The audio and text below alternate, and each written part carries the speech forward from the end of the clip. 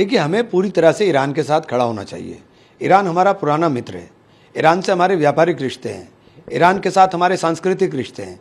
Iran की जो जड़ें हैं वो हिंदुस्तान से हैं। तो ईरान के साथ हमें मजबूती के साथ खड़ा होना चाहिए और हर तरह से ईरान ने हमारे साथ हमेशा साथ दिया है। इसलिए हमें इस बुरे वक्त में ईरान के साथ मजबूती के साथ खड़ा हुआ दिखाई देना चाहिए। लेकिन जो बात आप कह रहे हैं, जो टेलीफोनिक बातचीत में नरेंद्र मोदी ने ईरान के राष्ट्रपति से कहा, उसमें क्या फर्क है? नरेंद्र मोदी ने कहा कि शांति, डायलॉग, कूटनीति के जरिए शांति, डायलॉग, कूटनीति, ये सारी चीज़ें, ईरान ने हमला नहीं किया है। ईरान के ऊपर हमला हुआ है। ईरान के ऊपर हमला हुआ है।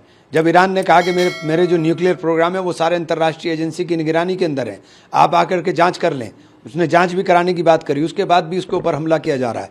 तो ये पूरी तरीके से दादागिरी है और अगर कोई दादागिरी करने का काम करता है तो उस दादागिरी के खिलाफ सबको एकजुटता के साथ जवाब देना चाहिए। इस बीच जब देख रहे हैं जिस तरीके से ईरान से भारतीय नागरिक, भारतीय छात्र सुरक्षित वापस आ रहे हैं, उसके लिए मोदी ने ईरान को धन्यवाद कहा है कि इस दौर में ईरान ने भारत को वो सुविधा मुहैया कराया ताकि हमारे नागरिक। ईरान ने तो हमेशा हमारा साथ दिया है, बुरे वक्त में हमेशा साथ रहा है, तो हमें ईरान के साथ मजबूती के साथ खड़ा होना चाहिए।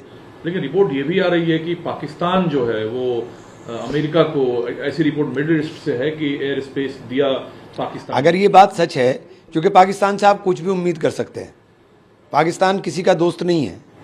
लेकिन सर, आपको कथनी और करनी में फर्क, पाकिस्तान कह कुछ रहा है, कर कुछ रहा है। मैं कहता रहा हूँ, मैं तो पहले दिन से कहता हूँ धूर्त हैं, तो कोई नई बात तो नहीं है ना। दूसरा, जो अबू आजमी ने भारतीय खून है और उसने जिस तरीके से इजराइल को ललकारा है, इससे भारत को या उनको प्राउड फील हो रहा है। हाँ, तो सही बात तो है। हमारे बाराबंकी के पास ही गांव है, बाराबंकी, वहीं से तो इनके आबा अजदाद हैं, इनके पुरखे वहीं से गए हैं।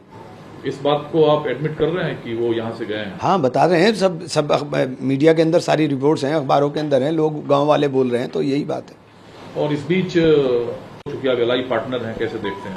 गद्दारों को क्या साथ रखना चाहिए? गद्दारों को भारी किया जाता है। जब हमारे डेलीगेट्स मेंबर दुनिया भर से ये कहकर आया कि पाकिस्तान ने अटैक किया था, अब एनआईए ने जो गिरफ्तारी की शेल्टर देने के लिए 2 लोगों को कश्मीर में, उसके हवाले से ये जानकारी है कि सभी आतंकवादी पाकिस्तान के थे।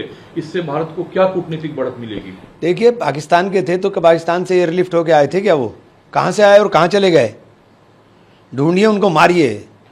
बेकार की बातें करने से कोई फायदा नहीं है, उनको ढूंढिए और मारिए। आप बीजेपी की आलोचना करते हैं कि नरेंद्र मोदी सरेंडर मोदी है। आज निशिकांत दुबे ने कहा कि इंदिरा गांधी ने शिमला एग्रीमेंट क्या अमेरिका के दबाव में किया था? शिमला एग्रीमेंट में तो पाकिस्तान को बांध दिया था।